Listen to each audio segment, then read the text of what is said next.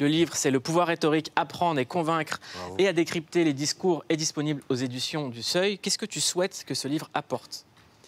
Je souhaite qu'il apporte de l'autonomie, tout simplement, aux citoyennes et aux citoyens. C'est ça mon idéal. En fait, moi, depuis des années et des années, je suis bercé par un idéal qui porte un nom assez simple, qui s'appelle tout simplement la démocratie. Moi, je rêve d'un régime où chaque citoyenne et chaque citoyen est véritablement libre de se déterminer. Dis-moi et moi, on rêve d'un régime tout court. Hein. On en est tous là. On en est tous là. Non, mais un régime où les citoyens et les citoyennes soient capables de se déterminer librement par rapport au discours et puis surtout soient capables de prendre la parole dans l'espace public, parce que la démocratie, c'est pas simplement voter une fois tous les 5 ans et puis le reste du temps se taire et attendre. C'est aussi un régime dans lequel on devrait toutes et tous pouvoir faire valoir ce qu'on a à dire, notre point de vue, nos arguments. Elle est en nos quel idées. état, la démocratie, en 2021 ? Elle est abîmée. Par qui, par quoi ? Elle est abîmée déjà par la colère sociale qui existe. C'est-à-dire qu'on sent bien que... Et puis, je dirais même les colères sociales qui existent. Parce qu'on sent bien qu'il y a des bulles de colère, qui sont des bulles de colère légitimes. Là, on peut presque les faire remonter à 2005, avec les émeutes qu'ont secoué la banlieue à la suite de la mort de Ziad Ebouna, et où on a vu qu'il y avait... 27 octobre 2005. Exactement. Et on a vu que là, il y avait plus qu'un mal-être. Il y avait une situation terrible qui se jouait. Et puis derrière, ça n'a été qu'une succession de mal-être qui ont été exprimés peu à peu dans l'hôpital, par les psychiatres, puis les urgentistes, puis aujourd'hui tout l'hôpital dont on voit bien qu'il est à l'os, par les enseignants qui n'en peuvent plus, les policiers qui vivent aussi une situation très difficile, et puis les gilets jaunes, où on a vu que la colère sociale, elle n'était pas simplement dans les banlieues, qu'elle était un peu partout. Et donc là, tout le monde sent bien que notre démocratie est à bout de souffle, et je ne suis pas sûr que la présidentielle, le grand débat qui est devant nous pour les mois à venir, permette de sortir par le haut de cette situation explosive. J'ai même peur, au contraire, qu'on en sorte de manière dramatique. Donc, ça serait quoi une manière dramatique ? Est-ce qu'on va réussir à régler nos conflits politiques par l'élection ? C'est-à-dire que là, j'ai l'impression que le pays n'a jamais été aussi polarisé. Le débat politique n'aide pas, les réseaux sociaux n'aident pas. Est-ce qu'on va réussir à continuer de faire société quand on n'est même pas d'accord sur les questions à se poser ? C'est-à-dire qu'aujourd'hui, il y a une partie des Français qui estiment que la seule question qui vaille, c'est l'identité et l'immigration. Il y a une partie des Français qui estiment que la seule question qui vaille, c'est le pouvoir d'achat, la dette, l'économie. Et une partie des Français qui pensent que la seule question qui vaille, c'est le réchauffement climatique et la hausse des inégalités. Comment on fait pour débattre politiquement si on n'est même pas d'accord de ce dont il faut débattre? Et quand on voit l'état du débat politique sur lequel j'ai le nez jour après jour, puisque je continue de commenter les discours chaque jour, et qu'on voit qu'il est beaucoup plus fait d'invectives, d'échanges de noms d'oiseaux, d'hommes politiques qui jonglent avec des concepts qui ne veulent absolument rien dire, plutôt que de véritables débats d'idées, on se dit que peut-être que l'élection, le débat électoral qui est devant nous, ne va pas nous permettre de nous réconcilier. Parce que c'est ça une élection. L'élection, c'est ce qui permet de traiter nos conflits politiques, non pas par l'affrontement, mais par le vote, par l'arbitrage populaire.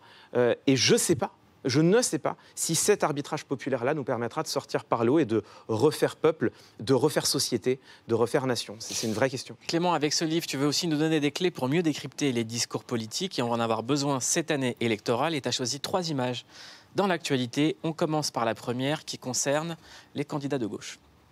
Je serai la présidente de cette France métissée, rassemblée. Je veux le faire par une stratégie qui rassemble le peuple. Seule la fraternité et la laïcité permettront une société rassemblée. Ce ne sont pas les partis politiques qu'il va falloir rassembler dans cette élection présidentielle. Ce sont les Françaises et les Français. C'est intéressant. En fait, là, ce qu'on voit, c'est que les candidats et candidates de gauche, donc qui sont au moins 5 sur la ligne de départ, ce qui est complètement fou, c'est-à-dire qu'ils fracturent leur électorat, ils n'ont eu de cesse pendant des mois et des mois de dire qu'ils voulaient se rassembler et faire le rassemblement des candidats. Mais chacun disait « je veux faire le rassemblement ». Oui, mais derrière moi. Donc ils ont fini par voir que ce n'était pas possible. Et donc là, on a cet élément de langage que tu as montré. Ils veulent faire le rassemblement du peuple derrière eux maintenant. Mais évidemment, c'est totalement incantatoire, puisque quand on a 5 personnes qui prétendent chacune rassembler tout le peuple derrière eux, ils ne font que diviser l'électorat de gauche. Un peu moins quand même. On voit que Républicains aussi. À droite, justement, ils ont décidé d'accepter le jeu de la primaire. Xavier Bertrand, qui disait « je vais faire cavalier seul », il est rentré dans les rangs.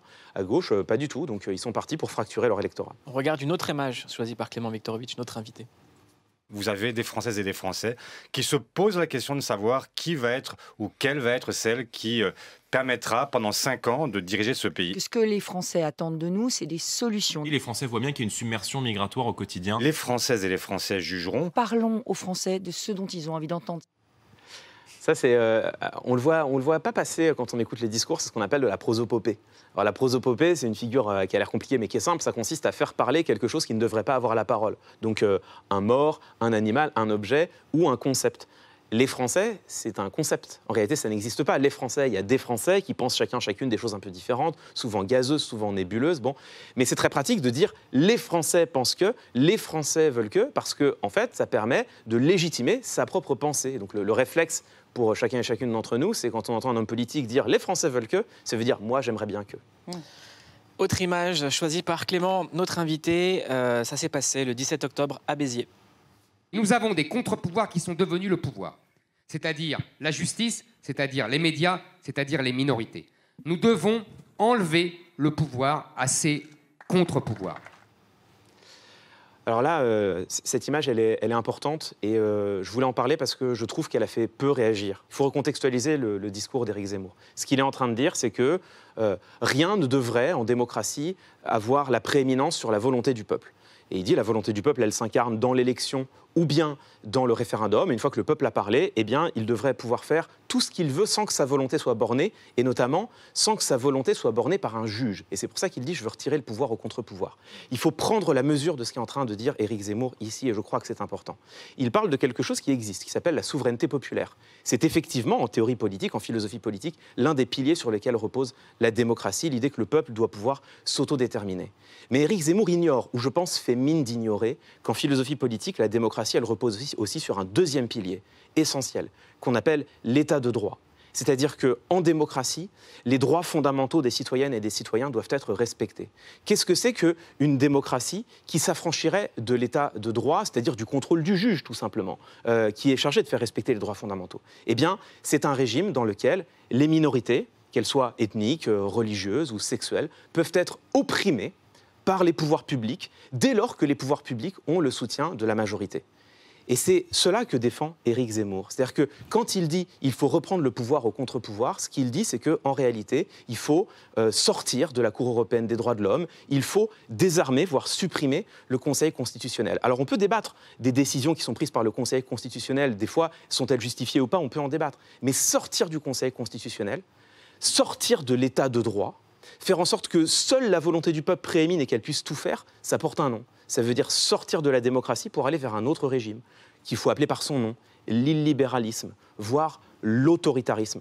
C'est cela que propose Éric Zemmour aujourd'hui. Alors on a le droit de le souhaiter, et on peut voter pour lui en se disant que ça ferait du bien à la France. Mais il faut le faire en conscience, en sachant ce qu'il propose, et je crois que ça, on n'en a pas assez conscience et on n'en parle pas assez. Un des concepts que tu nous as développé sur ce plateau, c'est celui de la fenêtre d'Overton.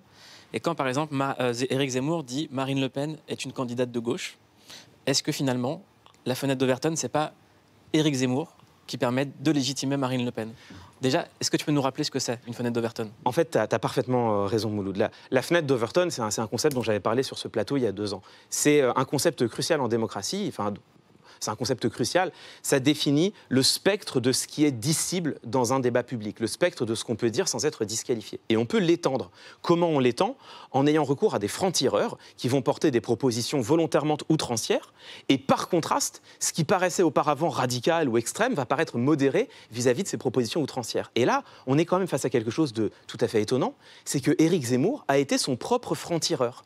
C'est-à-dire qu'à force, pendant des années et des années, de jouer le rôle de celui qui porte une parole extrêmement extrême, eh bien aujourd'hui, quand il dit par exemple vouloir abolir l'état de droit et sortir du Conseil constitutionnel, quand il dit vouloir sortir de la tyrannie des minorités, qui est simplement la protection de leurs droits, eh bien plus personne ne s'offusque. On trouve ça normal. Il a étendu la fenêtre d'Overton, il y est maintenant comme un poisson dans l'eau, et effectivement, à côté d'Éric Zemmour, on a une Marine Le Pen qui paraît presque de gauche. Je pense que c'est quand même pas le moindre des paradoxes. Jimo ? Oui. C'est très intéressant ce que tu viens de raconter. Hein. Il fait passer Marine Le Pen pour une petite joueuse, quoi. Il faut pas. Hein. Et le fait d'en parler beaucoup, comme on en parle actuellement dans les médias, que ce soit sur le service public, quand il est reçu dans des grandes émissions, est-ce qu'on ne peut pas aussi imaginer que si on lui réduisait un peu la parole, il serait peut-être moins en vue et aujourd'hui, il ne serait pas à 15%? Alors, il y a eu un effet d'emballement médiatique, c'est évident. Et donc, on pourrait revenir et on pourrait débattre de ce qui s'est passé courant septembre. où on a commencé à le tester dans les sondages alors qu'il n'était même pas candidat à 7%, et puis c'est devenu un objet médiatique et il a monté dans les sondages. On pourrait parler de cette période, on pourrait parler de la période précédente et des tribunes qu'il a eues, justifiées ou injustifiées, on pourrait en débattre. Aujourd'hui, le fait est qu'il est testé à 15% dans les sondages, qui valent ce qu'ils valent, mais bon, il est testé à 15% dans les sondages, il fait campagne.